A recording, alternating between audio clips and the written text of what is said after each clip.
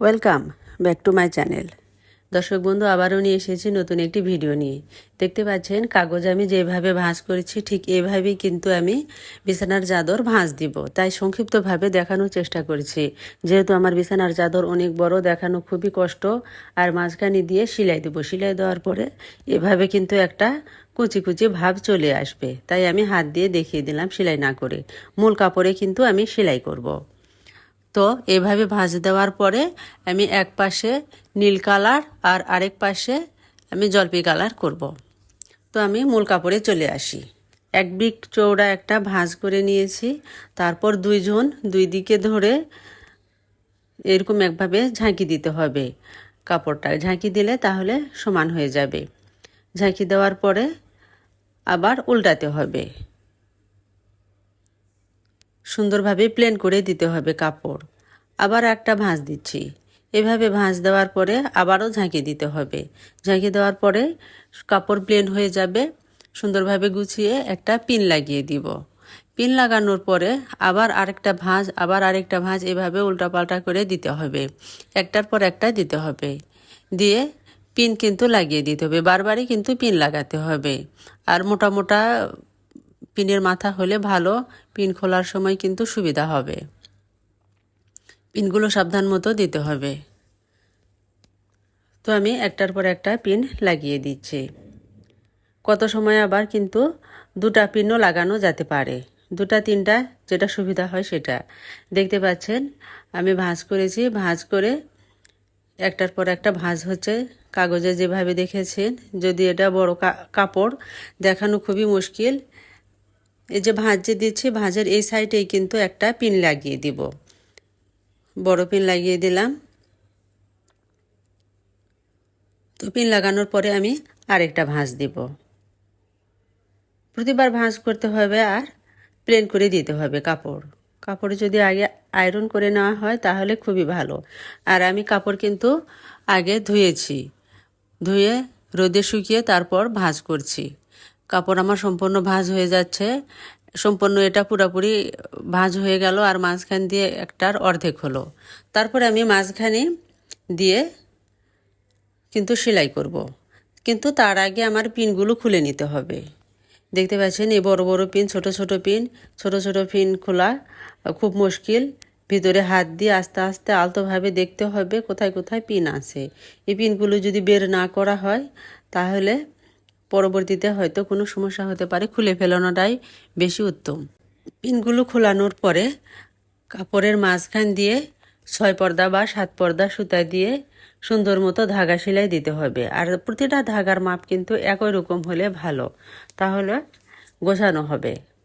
সেলাইগুলা গোছানো হবে, ভাঁজগুলা খুব সুন্দরভাবে উঠবে। এটা আমার নতুন ডিজাইনের টাইডাই।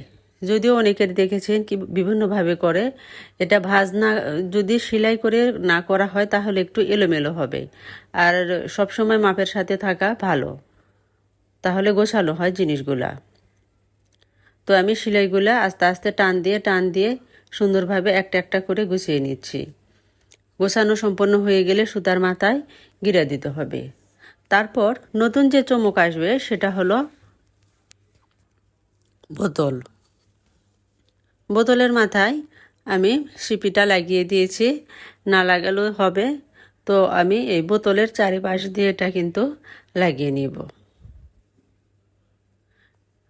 দেখতে পাচ্ছেন তেলের বড় বোতল বা পানির বড় বোতল বা কোনো রিং হলেও চলবে, যেভাবে আপনার সুবিধা হয়। এটা আমি সুতুলি বা দড়ি বা যে সুতা দিয়ে যেটাই হোক পেঁচিয়ে দিলাম। বেশি টাইট করে দিলাম না। যদি বেশি টাইট করে দিতাম তাহলে রঙগুলো প্রবেশ করতো না।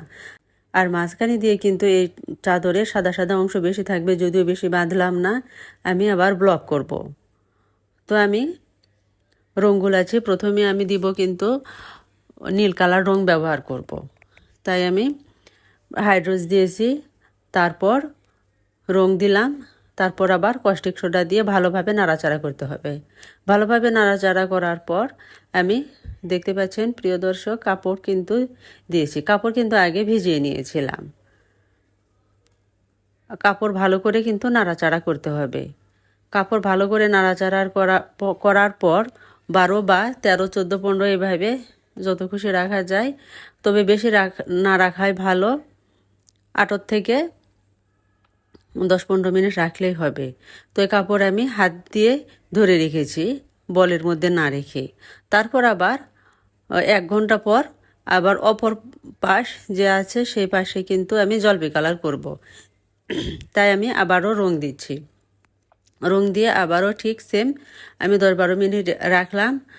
দেখতে পাচ্ছেন প্রিয় দর্শক, 10-12 মিনিট রাখার পরে ভালো করে নাড়াচাড়া করে দিতে হবে। 10-12 মিনিট রাখার পরে আবারও ঝরাতে দিব। সম্পূর্ণ ঝরানো হয়ে গেলে তো আমি মাঝখানে কিন্তু গোলাপি কালার বেশি রাখতে চাচ্ছি, কিন্তু তারপরও একটু কম হয়ে গেল, তবে সাদা অংশ বেশি থাকবে। একটা কথা বলে রাখি, যদি বেশি শক্ত করে বাঁধা হয় তাহলে কিন্তু ভিতরে আবার রং প্রবেশ নাও করতে পারে। আবার যদি বেশি ডুবিয়ে রাখা হয় তাহলে মাঝখানের যে গোলাপি কালার সেই গোলাপি কালার কিন্তু দেখা যাবে না, মানে রং দিয়ে ঢেকে যাবে, তাহলে 2 কালার হয়ে যাবে। যেহেতু এটা সাদা না গোলাপি কালার, তাই আমি মাঝখানে গোলাপি রং রাখবো, তারপরও সাদা সাদা অংশ থাকবে। তো এই কাপড় কিন্তু আমি আবার পুকুরের পানিতে ভালো করে ধুয়ে নিব। যাদের পুকুর নেই তারা টিউবওয়েলের পানিতে অথবা ট্যাপের পানিতে ধুতে পারবেন। মাশাআল্লাহ, অনেক সুন্দর হয়েছে। দেখতে পাচ্ছেন কত সুন্দর, প্রতিটা ভাঁজে ভাঁজে সুন্দরভাবে ডিজাইনগুলো উঠেছে, প্রতিটা লাইন সোজা। তাই আপনাকে মাপের সাথে থাকতে হবে, সঠিক নিয়মে থাকতে হবে। যদি আমি এমনি ভাঁজ করে দিতাম তাহলে কিন্তু এত সুন্দর ডিজাইন আসতো না। 1 তোলা রঙের জন্য 3 গজ কাপড়। যেহেতু এটা বিছানার চাদর মোটা, তাই আমি ডাবল রং নিয়েছি। রং একটু বেশি হলেই ভালো, যদি কম হয়ে যায় তাহলে কালার কিন্তু একটা ফেডো ফেডো ভাব আসবে, অতটা গ্লেজি আসবে না। কাপড় ভালো করে ধুয়ে শক্ত করে না চিপিয়েই রোদে শুকাতে দেব। রোদে ভালো করে মচমচা করে না শুকিয়ে কিন্তু তুলে আনব, অত ভালো করে শুকানোর প্রয়োজন নেই, ছায়াযুক্ত স্থানে শুকালেই হবে। তো প্রিয় দর্শক, দেখতে পাচ্ছেন উপরের যে অংশ এটা কিন্তু বালিশের কভার হবে, সাদা, গোলাপি, নীল আর জলপাই কালার। মাশাআল্লাহ। প্রিয় দর্শক, আমার ভিডিও যদি ভালো লেগে থাকে অবশ্যই সাবস্ক্রাইব করবেন। Thank you for watching.